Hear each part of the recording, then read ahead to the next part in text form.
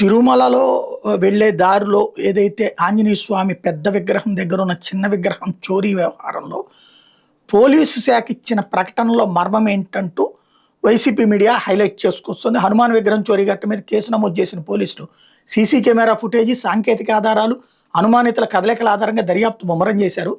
విగ్రహాన్ని త్వరలోనే స్వాధీనం చేసుకుని బాధ్యులను గుర్తించి చట్టపరమైన చర్యలు తీసుకుంటామని కూడా చెప్పారు. ఈ ఘట్టం మీద టీటీడీ అధికారులు పూర్తి స్థాయి నివేదిక కోరారు. అయితే ఈ ఘటనకు సంబంధించి తిరుపతి జిల్లా పోలీసులు విడుదల చేసిన ప్రకటనే పలు ప్రశ్నలు, సందేహాలు వెలువెత్తుతున్నాయి. ఒక అడుగు ఎత్తున్న హనుమాన్ రాతి విగ్రహాన్ని జూలై 22వ తేదీ తెల్లవారుజామున 3 గంటల టైంలో గోవిందమాల ధరించిన ఓ భక్తుడు తీసుకెళ్లినట్టు గుర్తించారు. తిరుపతి జిల్లా పోలీసులు టీటీడీ విజిలెన్స్తో కలిసి 10 ప్రత్యేక బృందాల ద్వారా ఆ వ్యక్తి కోసం గాలిస్తున్నట్టు చెప్పారు.